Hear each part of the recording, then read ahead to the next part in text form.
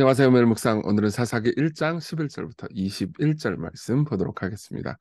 네, 이제 사사기의 배경 기억나시는지 모르겠는데요. 잠깐만 또 말씀을 드릴게요. 음, 모세가 이스라엘 백성들을 데리고 이집트에서 나왔습니다. 그리고 이제 광야에서 40년 동안 방황을 하다가 여호수아가 이제 모세가 죽고요. 여호수아가 이스라엘 백성들의 새로운 리더가 되어서 이제 여호수아가 가나안 땅으로 들어갑니다. 그래서 가나안을 정복을 하는데 다 정복하지 못해요. 그리고 여호수아가 죽습니다. 남은 백성들은 이제 아직도 남아있는 가나안 사람들을 정복하고 전쟁하고 그 가운데서 오히려 타락하고 방황하는 이야기가 사사기이고요. 그리고 사사라는 말은 이제 판관 혹은 판사라는 의미예요. 근데 이들이 이제 이후에 있는 이스라엘 백성들의 리더들이 되는데 전체를 다 다스리는 리더는 아닙니다. 근데 오늘 첫 번째 리더, 다시 말하면 첫 번째 사사 온니엘 이야기가 잠깐 나와요. 내용 한번 볼게요. 거기서 나아가서 드빌의 주민들을 쳤으니 드빌의 본 이름은 기럇세벨이라. 그러니까 이제 이게 어떤 상황이냐면 유다 지파가 처음 이제 뭐 그저께 그냥 금요일 날 여러분들이 묵상한 거 기억나실지 모르겠는데 유다 지파가 이제 가가지고 이제 공격을 해요. 공격을 해가지고 땅을 차지하는 내용입니다. 근데 유다 지파에 갈렙이라는 사람이 있어요. 이 갈렙은 원래 이방인 출신인데 이 갈렙이 이제 용기 있게 하나님의 말씀을 순종하고 믿음으로써 원래 이스라엘 백성들의 1세대는 다 죽었거든요. 근데 그 중에서도 이제 여호수아와 함께 살아남아서 이제 가나안 땅을 정복한 주역 중에 한 명이죠. 갈렙이 말을 합니다. 기라스베를 쳐서 그것을 점령하는 자에게는 내 딸 악사를 내 아내로 주리라 하였더니 이게 이제 사실 여호수아 15장에도 나오는 이야기예요. 똑같은 이야기인데 이 이야기가 나옴으로써 그러니까 유다 지파 사람 중에서 믿음으로 살아가는 본이 어떤 것인지를 보여주려고 하는 겁니다. 근데 이제 아니 뭐 무공을 세우면 딸을 주고 이거 이씨 뭐야 이거 너무 이렇게 딸을 물건 취급하는 거 아닌가? 이렇게 생각하는 분들이 계실 수 있어요. 여러분 이거 고대 사회라는 것을 기억하셔야 됩니다. 보통은 이제 결혼이라는 거를 여러분들이 우리 지금 생각하는 것처럼 눈 맞아가 연애하고 그런 시대가 아니에요. 결혼이라는 것에 대해서 이제 사람들이 그렇게 생각하던 때도 아니었고요. 그리고 사실은 이제 이런 거는 꽤나 큰 영예 같은 걸로 보통 여겨졌습니다. 어쨌든 13절 갈렙의 아우 그나스의 아들인 그러니까 조카죠. 조카인 온니엘이 그것을 점령하였으므로 갈렙이 그의 딸 악사를 그에게 아내로 주었더라. 그렇죠. 온니엘이라는 이 사람이 이제 사사예요. 첫 번째 사사고 사사기 3장에 또 한 번 나옵니다. 굉장히 그러니까 좋은 신앙과 용기를 가진 사람이에요. 악사가 출가할 때 그에게 청하여 악사가 결혼을 해요. 근데 그에게 청하여 자기 아버지에게 밭을 구하자 하고 나귀에서 내림에 갈렙이 묻되 네가 무엇을 원하느냐 하니 이르되 내게 복을 주소서 아버지께서 나를 남방으로 보내시니 샘물도 내게 주소서 하매 갈렙이 윗샘과 아랫샘을 그에게 주었더라. 자 보세요. 그러니까 이제 이 저기 온니엘이 정복한 땅 있잖아요. 정복한 땅과 그리고 온니엘이 가서 살아가는 삶 있잖아요. 땅, 그 동네. 그곳이 막 좋은 동네가 아니었어요. 여기 보면 남방으로 보내셨다라는 표현이잖아요. 이 남방이라는 단어가 네겝이라는 단어예요. 이게 이제 사막, 황무지 이런 곳입니다. 그러니까 그곳에 가서 그것도 하나님께서 약속하신 땅이란 말이에요. 하나님께서 주시겠다라고 약속하신 땅이니까 그곳에서 가서 개척을 해서 개간하면서 하나님의 백성들이 살아갈 수 있는 삶의 땅으로 만들어야 되는 게 이 온니엘과 악사 이 부부의 저기 일이었어요. 그러니까 요즘으로 치면 교회 개척하러 가는 거예요. 거기서 이제 하나님께서 약속하신 땅이니까 근데 황무지니까 거기를 잘 개간해가지고 많은 사람들이 와서 살 수 있도록 책무를 맡은 아주 굉장히 중요한 역할을 한 거죠. 그래서 어떻게 했느냐? 샘물도 내게 주소서 하매 갈렙이 윗샘과 아랫샘을 그에게 주더라. 그러니까 동네인 샘물을 차지할 수 있도록 하죠. 왜 그런 공급이 있어야 이제 계속해서 거기서 이제 이 황무지에서 먹고 살면서 그곳을 개간할 수 있잖아요. 그러니까 지금으로 치면은 이렇게 얘기한 거예요. 나 교회 개척해야 되니까 지원해 주세요. 네. 이해되시죠? 지원해 주는 건 당연한 거죠. 그렇죠? 자, 그런 일이 있었다. 그러니까 다시 말하면 이 사람들은 믿음의 사람들이었다. 믿음으로 하나님께서 약속하신 땅을 정복하고 그곳에서 이제 아름다운 이 저기 그 마을을 만들기 위해서 노력하는 사람들이었다. 이렇게 이해를 하시면 됩니다. 16절 모세의 장인은 겐 사람이라 그의 자손이 유다 자손과 함께 종려나무 상업에서 올라가서 아랏 남방의 유다 황무지에 이르러 그 백성 중에 또 거주하니라. 그러니까 유다의 장인은 겐 사람이에요. 근데 겐 사람도 이스라엘 백성 원래 혈통적으로 유대인들은 아니에요. 근데 그 자손이 또 함께 저기 황무지에 이릅니다. 유다가 그의 형제 시몬과 함께 가서 스밧에 거주하는 가나안 족속을 쳐서 그곳을 진멸하였으므로 그 성읍의 이름은 호르마라 하니라. 자 보세요.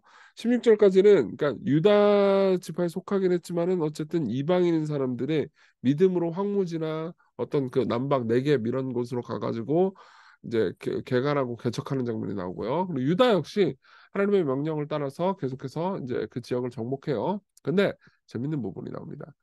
유다가 또 가사 및 그 지역과 아스갈론 및 그 지역과 에그론 및 그 지역을 점령하였고 여호와께서 유다와 함께 계셨으므로 그가 산지 주민들을 쫓아내었으나 골짜기 주민들은 철병거가 있으므로 그들을 쫓아내지 못하였으므로 철병거는 철기를 의미해요. 그러니까 무기가 강했다는 거죠.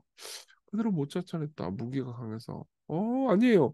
원래 하나님께서 약속하신 것은 그들의 힘과 강함과 능력에 따라서 전쟁의 성패가 결정되는 게 아니고 하나님께서 함께 하셔서 그들을 그들의 손에 붙이셨으므로 아, 하나님께서 승리를 주셔서 하나님의 능력으로 싸우는 거였거든요. 근데 이제 유다가 귀찮은 거예요. 이게 이제 사사기 전체의 가장 중요한 주제입니다. 그러니까 하나님의 명령에 다 순종은 하지 않았다. 절반의 제자도였을 뿐이다. 요거예요. 그들이 모세가 명령한 대로 헤브론을 갈렙에게 주었더니 그가 거기서 아낙의 세 아들을 쫓아내었고 베냐민 자손은 예루살렘에 거주하는 여부스 족속을 쫓아내지 못하였으므로 여부스 족속이 베냐민 자손과 함께 오늘까지 예루살렘에 거주하니라. 그러니까 하나님께서 명령하신 대로 가나안 백성들에 대해서 심판하시고 그러고 나서 그곳을 족속 그 땅을 차지해서 거기서 그곳을 개간해서 살아라. 라는 명령에 전적으로 순종하지는 않았던 거죠. 그러니까 지금 이 11절부터 21절까지의 내용은 그러니까 일종의 대조예요. 유다 지파는 전적으로 순종하지 않았다. 하지만 갈렙과 그의 딸과 그리고 사위는 전적으로 순종하면서 그곳에서 하나님의 말씀대로 믿음으로 삶을 살았다. 이 대조를 우리에게 보여주는 거죠. 자, 이걸 생각하면서 우리 적용해 봅시다. 첫째, 믿음과 상식이에요. 상식은 나쁜 게 아닙니다. 철병거가 있다. 철기가 있다. 그럼 싸우면 안 되는 거지. 근데요, 하나님의 백성들에게 있어서 믿음은 항상 상식보다 우선해야 됐습니다. 하나님께서 명령하셨어요. 그 땅을 내가 너에게 주겠다. 그들의 힘과 능력과 그런 거에 좌우되지 말라. 사실은 여러분들이 민수기 읽어보신 분들은 알겠지만은 이 과거의 이스라엘 백성들 그들의 선조도 어이씨 가나안 땅에 쟤들 힘이 너무 세요. 아니 내가 내 힘으로 정복하게 해줄 거야라고 하나님께서 말씀하셨는데 그들을 두려워했어요. 그래서 못 들어갔거든요. 근데 똑같이 그의 후손들도 같이 하는 거죠. 상식이 믿음에 우선하는 겁니다. 아니요, 믿음이 상식에 우선해야 돼요. 상식이 나쁘다는 게 아닙니다. 믿음으로 삶을 살아야 된다는 거죠. 그래서 팀 캐러 목사님이 이렇게 얘기합니다. 믿음 없는 상식이 여기 통하기 시작했다. 유다는 하나님을 신뢰하지 않았다. 그래서 타협하지 않고 하나님을 예배할 수 있도록 기업을 확보하지 않았다. 남아있는 가나안 주민은 앞으로 수세기 동안 옆구리의 가시로 증명될 것이다. 여기 보면요. 여부스 족속 가나안 사람들이에요. 베냐민 자손과 함께 오늘까지 예루살렘에서 거주하니라. 이들 때문에 계속 유다는 결국은 그 후손까지 괴롭힘을 당합니다. 온니엘은 하나님의 능력을 신뢰함으로 도시를 공격한 반면 유다 족속은 그들 혼자서는 그렇게 할 수 없다고 결론을 내렸다. 이는 절반의 제자도다. 그리고 사사기는 결국 절반의 제자도가 완전한 상실로 이어진다는 것을 보여줄 것이다. 이건 팀 켈러 목사님 말이거든요. 잘 생각해 보십시오. 우리의 삶에서도요. 전적인 순종이 아닌 조건적인 혹은 그러니까 우리의 상식과 생각에 맞는 순종은요. 결국은 하나님과의 긴밀한 교제 그리고 하나님께서 베푸시는 완전한 행복에 이르지 못하게 만들 겁니다. 자, 둘째로 하나님의 약속을 신뢰하는 겁니다. 믿음의 조상인 갈렙과 그의 딸 악사 그리고 첫 번째 사사인 온니엘 모두 혈통적인 유대인이 아니에요. 그리고 겐 사람들 역시 그러니까 이제 모세의 장인 족속 사람들 있잖아요. 그 사람들도 혈통적 유대인은 아닌데 하나님께서 약속하신 약속의 땅을 신뢰하면서 하나님을 신뢰하면서 약속의 땅으로 들어가죠. 거기 완전히 황무지 같은 곳을 개간해서 아름다운 곳으로 만들려고 합니다. 자, 이게 사실은 성경이 우리에게 명령하는 거예요. 이스라엘 백성들이 죄를 지어서 결국은 바벨론으로 들어가게 될 때 하나님께서 바벨론으로 들어가는 사람들에게도 똑같이 말씀하셨어요. 거기에 간다고 그러지 너무 좌절하지 말고 너희는 내가 가게 한 그 성읍의 평안을 구하고 그를 위하여 여호와께 기도하라. 이는 그 성읍이 평안함으로 너희도 평안할 것입니다. 라고 예레미야 29장 7절에 말씀합니다. 무슨 말이냐면요. 지금 여러분들이 살아가는 이 세상 있잖아요. 여러분들의 일터, 가정, 그리고 세상 삶. 이게 신앙이 없는 사람들이 많고 그 가운데 살아가는 것이 힘들고 그래서 여러분들은 도피하고 싶을 수 있습니다. 오늘 출근하면서 이 매일 묵상 듣는 분들도 많을 텐데 여러분들이 도피하고 싶을 때 하나님께서 여러분들과 함께 하신다는 것. 그리고 하나님께서 여러분들과 함께 하셔서 여러분들이 있는 곳에서 열매 맺도록 하신다는 것을 기억하십시오. 그건 여러분들의 상식, 여러분들의 능력, 여러분들의 힘으로 이루어지는 게 아닙니다. 예, 그분의 은혜, 그분의 능력으로 이루어지는 거예요. 저도 이 세상에서 교회를 개척하고 또 이 시건교회뿐만 아니라 많은 교회를 개척하면서 세상에서 하나님의 영광을 위해서 기도하고 있어요. 저도 용기가 없을 때가 많습니다. 우리 함께 하나님께서 우리와 함께 하신다는 것을 기억하면서 믿음으로 살아갈 수 있도록 용기를 냈으면 좋겠어요. 우리 같이 기도합시다. 믿음 없는 상식 따라 사는 게 아니고 믿음이 지배하는 상식, 세상에 뭐 강하면 더 잘나고 뭐 이런 게 아니고 하나님 신뢰하면서 살아갈 수 있는 믿음 주십시오. 용기를 주십시오. 그리고 무엇보다 이 세상에 동화되지도 않고 그렇다고 이 세상으로부터 도망치지도 않는 삶을 살 수 있도록 오늘 제게 용기를 베풀어 주세요. 예수님께 같이 예수님의 이름으로 할 뻔했네. 어쨌든 우리 같이 기도합시다.